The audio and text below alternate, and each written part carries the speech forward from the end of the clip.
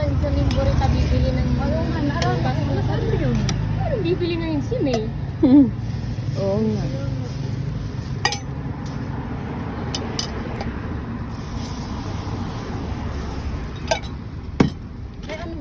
Ay, wala si Kuya. Hindi, okay na daw. Sabi niya ate.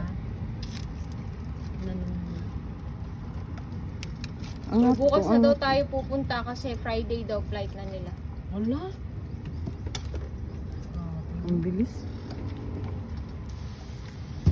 Sabi ko, sige po ate, after ng school direct. Wala flight. Babalik ka dito sa Amy dito. Tagal.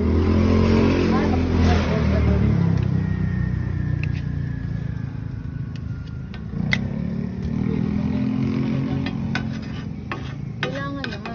Kaya nga sabi, ASAP.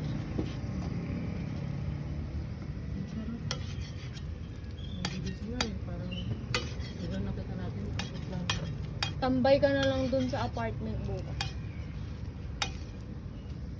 You're not below. Uy, ang sakit. Sakit naman yun. Ila.